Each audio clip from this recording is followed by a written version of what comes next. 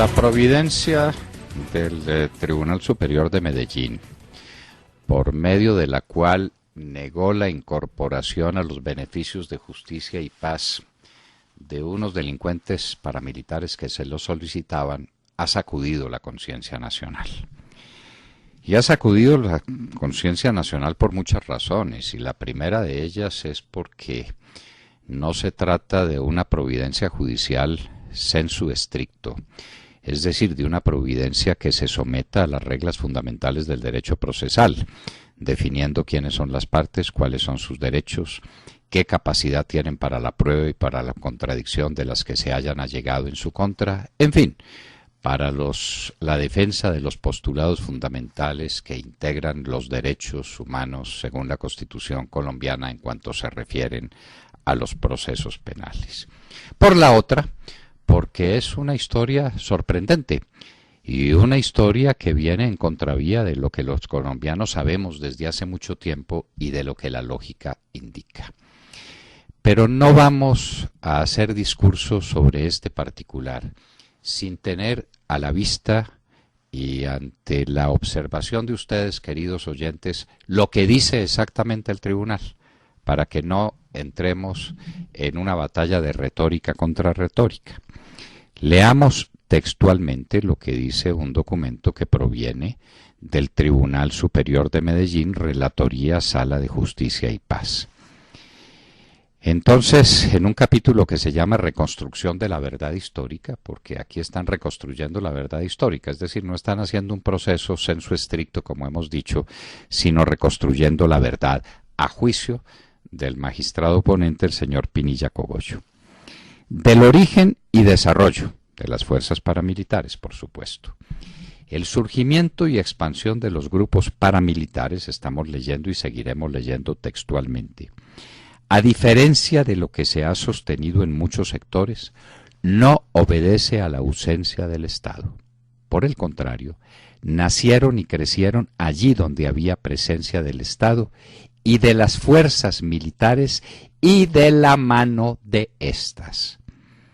Las Convivir y Cosercom fueron una estrategia del Estado en la lucha contra insurgente y el control social de la población. Ambos fueron una fuente o cantera de los grupos paramilitares y en más de un caso una herramienta para encubrir sus actividades.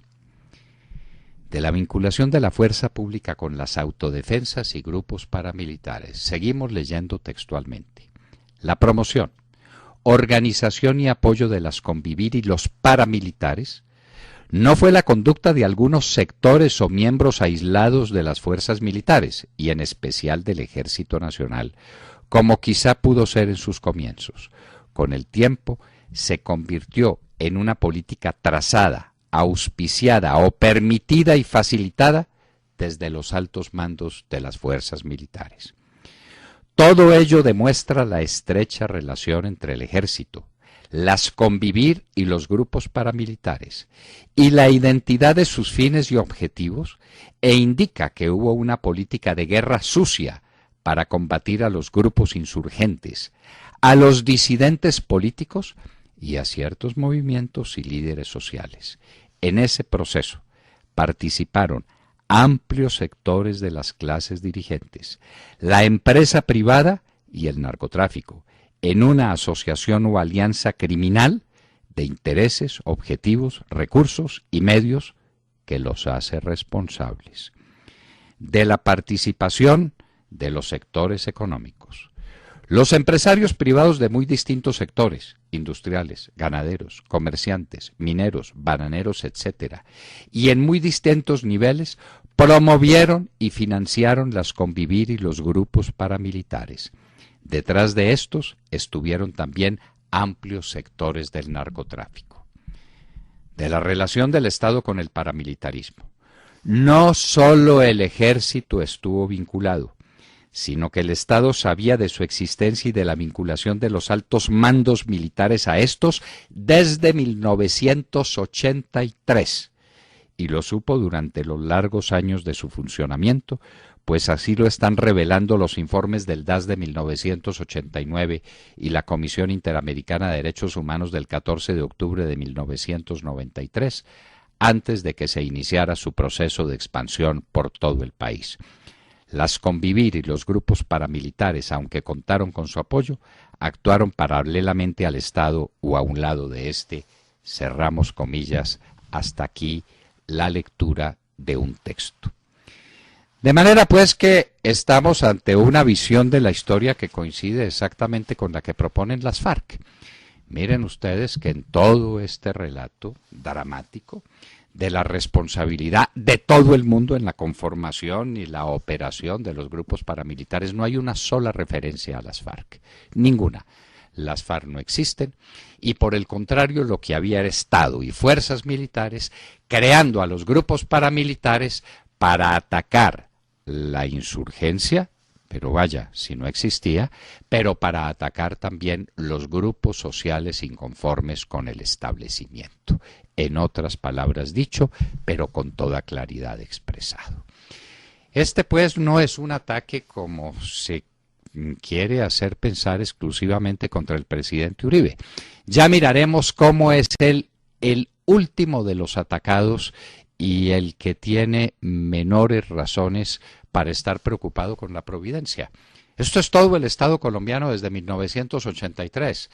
Recordemos los gobiernos de Belisario Betancur, de Virgilio Barco, de César Gaviria, de Ernesto Samper, de Andrés Pastrana y finalmente el gobierno durante el cual los paramilitares fueron desarmados, fueron desarticulados, reducidos a prisión y después extraditados, el de Álvaro Uribe Vélez.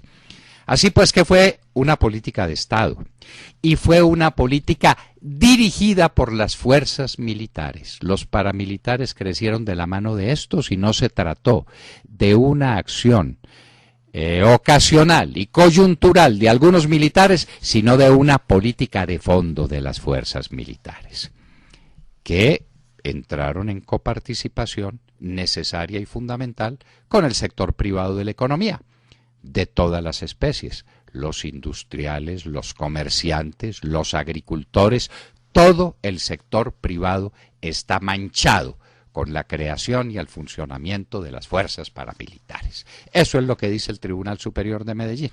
En estricto sentido, aquí no se salvan sino las FARC y los grupos de extrema izquierda que fueron perseguidos por estos grupos brutales. Esta es una interpretación muy sui generis de la historia de Colombia, porque parte de una base insostenible, y es que no se trató de una reacción contra la acción brutal de las FARC y del ELN y del EPL, eso para empezar, y para continuar con que se instalaron allá donde había estado. No, al contrario, se instalaron precisamente y surgieron donde la gente se encontraba indefensa, donde no había manera de resistir la acción de las FARC. Pero eso es una discusión histórica. Lo que cabe ahora es preguntarnos cómo unos jueces pueden llegar a semejantes conclusiones de reconstrucción histórica. ¿Con cuáles pruebas? Nos preguntamos. ¿Dentro de cuál proceso dialéctico de discusión de estos acontecimientos? Nos preguntamos. Dándole a los acusados, es decir, a los gobiernos desde Belisario Betancur hasta el de Álvaro Uribe Vélez, el derecho a la defensa. Porque pues aquí el único acusado en particular es Álvaro Uribe Vélez y todos los demás quedan indemnes cuando a todos los demás se los acusa. ¿Y qué pasa con nuestras fuerzas militares? Que simplemente quedan convertidas, en virtud de esta providencia, como una cueva de asesinos que desarrolló el paramilitarismo no para enfrentar a las FARC, ni siquiera para eso, sino para golpear algunos grupos insurgentes, es verdad, lo reconoce, pero además grupos de oposición política y grupos de la extrema izquierda. Esa es la versión que tiene la justicia colombiana sobre la historia reciente de Colombia. Pero destaquemos un hecho que pasan por alto estos magistrados, este Pinilla Cogollo, cuyo odio por el presidente Uribe, su animadversión, su ánimo de morderlo como perro rabioso, es absolutamente evidente. Y es un puro problema de fechas. El paramilitarismo, según él, viene desde 1983 hasta el año 2004, que es cuando entregan las armas. Me imagino que otra cosa no pretenderá el señor magistrado Pinilla. Pues resulta que el que logró la desmovilización de los grupos paramilitares, el que los llevó a conversar a ralito porque estaban militarmente vencidos, el que los obligó a entregar las armas, el que los puso presos en una cárcel en Antioquia y después los extraditó a los Estados Unidos, fue Álvaro Uribe Vélez. Luego el magistrado Pinilla se revuelve contra el presidente Álvaro Uribe Vélez, pero en realidad ataca a Belisario Betancur, a Virgilio Barco, a César Gaviria, a Ernesto Samper, a Andrés Pastrana, y sobre ellos no dice nada. Apenas 5 líneas contra Ernesto Samper diciendo que no tiene evidencias en su contra. Y todos estos años de desarrollo del paramilitarismo. Y no tiene acusaciones que hacer contra los mandos militares de la época. ¿No dice que fue esta una política reflexiva y consciente de los altos mandos militares para atacar la izquierda colombiana, señor magistrado? ¿Dónde están los altos mandos militares que usted acusa? ¿Dónde están los comandantes del ejército que para usted son unos bandidos? ¿Cuáles? ¿Los que acompañaron al presidente Uribe y que con su acción llevaron a la desmovilización de los mandos militares, o los que actuaron antes? Antes, que desde luego hace mucho tiempo, pero no se le olvide que los mandos militares de hoy, la cúpula militar de hoy tiene 30 años en el ejército. Eche 30 años hacia atrás y calcule cuándo eran tenientes y capitanes y mayores los actuales comandantes de las fuerzas militares que para usted, señor magistrado Pinilla, son unos asesinos, unos bandidos, unos persecutores inclementes de quienes levantaban la voz de la inconformidad social que eran sus amigos de la extrema izquierda. Lo que el magistrado Pinilla Cogollo hace sin quererlo es acusar a toda la sociedad colombiana, pero no a la de ahora, a la de antes del presidente Uribe, quien fue de quien desmovilizó a estos bárbaros. Pero al presidente Uribe es al que tiene que morder como un perro rabioso, y lo acusa hasta de haber pronunciado un discurso en homenaje a un grande de las fuerzas militares, a Rito Alejo del Río, diciendo que la solución no era ni la guerrilla, ni el paramilitarismo, sino la institucionalidad, es decir, la acción decidida, resuelta y heroica de las fuerzas militares de Colombia. Eso fue lo que dijo Álvaro Uribe Vélez en su discurso en homenaje al general Millán y al general del Río, que habían sido destituidos a petición de las FARC. Esa, pues, es la verdad. Y en eso quedamos. El Tribunal Superior de Medellín cuenta la historia, la reconstruye, es lo que dice Pinilla Cogollo, a la manera como la podrían hacer Timochenko o Iván Márquez o la señora Piedad Córdoba. Es exactamente el mismo modelo de discusión, la misma dialéctica y las mismas conclusiones, donde las FARC no son los enemigos de la sociedad, sino las víctimas de un proceso del Estado para acabar con la insurgencia en Colombia, pero la insurgencia entendida como la legítima protesta social. El Tribunal Superior de Medellín cuenta de esta manera la historia.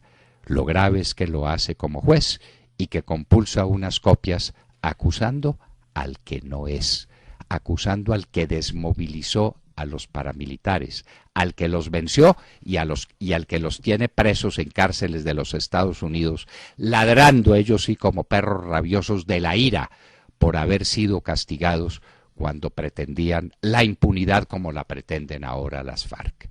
La providencia del Tribunal Superior de Medellín es una declaración de algunos sectores del Poder Judicial contra toda la sociedad colombiana, contra el ejército que el país ama, contra la empresa privada que se agacha y que guarda silencio y que no dice una sola palabra en su defensa, y contra el Estado colombiano, desde 1983 hasta la época en que Álvaro Uribe Vélez logró la desmovilización de estos grupos, su rendición incondicional, su clausura o su enclaustramiento en una cárcel en Colombia primero y su extradición a los Estados Unidos después. El único inocente de este proceso, según lo cuenta el magistrado Pinilla, es el único acusado. Vaya, vaya, vaya, cómo es consecuente el señor Pinilla Cogollo. Acaban de escuchar el editorial del doctor Fernando Londoño en La Hora de la Verdad en Radio Red a las 7 de la mañana, 24 minutos.